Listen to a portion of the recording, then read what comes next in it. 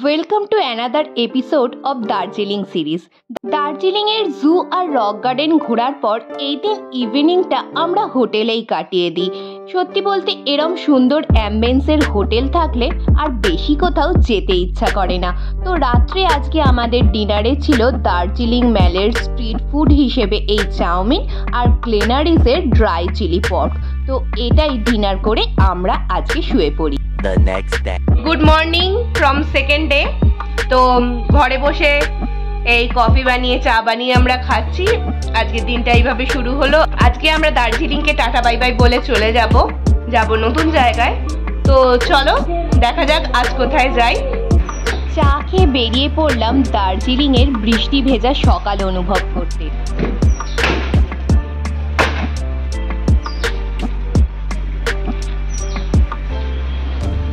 এই হচ্ছে রাজভবন। এইখান থেকে এই দিকে গিয়ে অবজারভেটরি হিলের দিকে আমরা এখন মর্নিং ওয়াকে বেরিয়েছি। হাই বলে দাও। Good morning. চলো চলো চলো আবার চলো।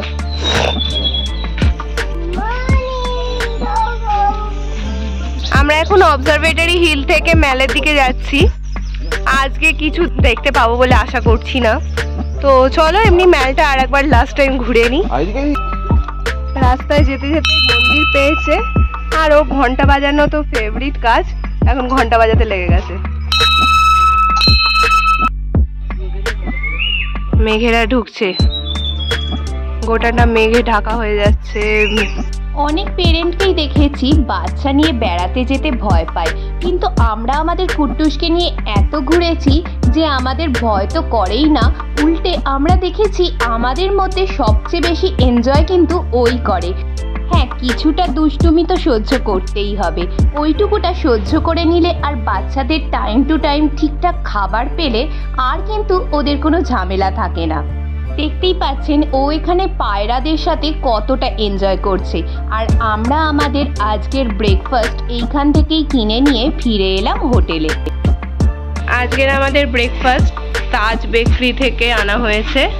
জাস্ট ব্রেকফাস্ট করেই আমরা বেরিয়ে যাব। এটা হচ্ছে আজকের ব্রেকফাস্ট, ভেজ হটডগ। খেয়ে টেস্ট করে বলছি।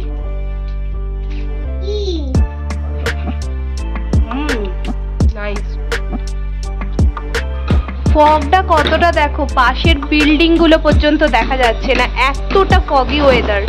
এখন 9:15 বাজে, কে বলবে। তো যাই হোক, আমরা এই বেরোচ্ছি এবার ট্যাক্সি স্ট্যান্ডে যাব। আজকে শেয়ারেই যাব। তো চলো দেখি। আজকে যাচ্ছি একটা হোমস্টেতে। তো হোমস্টের এক্সপিরিয়েন্স কেমন হয় দেখি। আমাদের ভিটেজ বাংলো ছিল ফার্স্ট হোমস্টের এক্সপিরিয়েন্স। তো সেখানে খুব ভালো এক্সপিরিয়েন্স ছিল। আমার চ্যানেলে তোমরা দেখেছো নিশ্চয়ই, আমি এখানেও লিঙ্ক দিয়ে দিচ্ছি, আই বাটনে ক্লিক করে দেখে নিতে পারো। ওই হোমস্টের তো এক্সপিরিয়েন্স খুব ভালো ছিল। তো আজকে হোমস্টের এক্সপিরিয়েন্সটা কেমন হয় দেখা যাক। তো চলো আমরা যাই। রোডটা দেখো, পুরো হন্টেড মুভির শুটিং চলছে মনে হচ্ছে। পুরো ধোঁয়া ধোঁয়া, পুরোটা ফগ।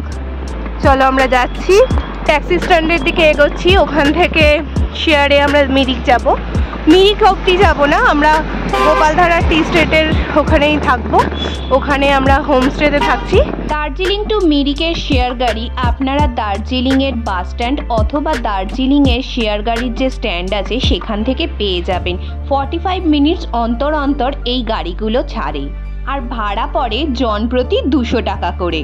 আমার ফার্স্ট ভিডিওতেই বলেছিলাম বাচ্চা নিয়ে কমফোর্ট লেভেলটা বজায় রাখার জন্য একটা এক্সট্রা সিট বাই করে নিই। তো ওই নিয়ে আমাদের পড়লো 600 টাকা মাত্র। এখানেই যদি আমরা গাড়ি রিজার্ভ করতাম তাহলে ভাড়া পড়তো 2 থেকে 2500 টাকা।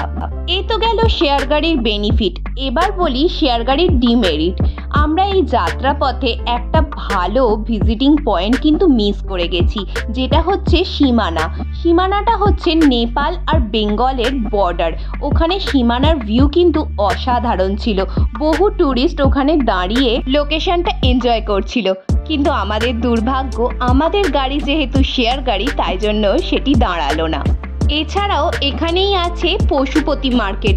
এখান থেকে কিন্তু কেনাকাটা অনেকেই করে থাকেন, কিন্তু আমাদের সেই সৌভাগ্য হলো না। এবার আপনারা বুঝে নিন আপনারা কি করবেন। প্রায় 1.5 ঘন্টা গাড়ি জার্নির পর এবার আমরা পৌঁছে গেছি আমাদের আজকের গন্তব্য গোপালধারা টি এস্টেটে। এখানে আমরা উঠেছি অহনা হোমস্টেতে। তো সেখানের এক্সপিরিয়েন্স কেমন ছিল আর গোপালধারা টি এস্টেটের সৌন্দর্য কেমন আপনারা তো দেখতেই পাচ্ছেন। এই সব নিয়ে আসছে পরের ভিডিওটা, তাই পরের ভিডিও অবশ্যই মিস করবেন না। পরের ভিডিওর নোটিফিকেশন পেতে অবশ্যই চ্যানেলটা সাবস্ক্রাইব করে বেল আইকনটা প্রেস করে রাখুন। আর আজকের ভিডিওটা ভালো লাগলে অবশ্যই লাইক কমেন্ট শেয়ার করবেন। আপনাদের একটা লাইক একটা কমেন্টে কিন্তু আমাদের উৎসাহ যোগায় আরও এরম ভিডিও বানাতে। দেখা হচ্ছে এর পরের পার্টে অহনা হোমস্টের রিভিউ নিয়ে। আজ এইটুকুই, টাটা।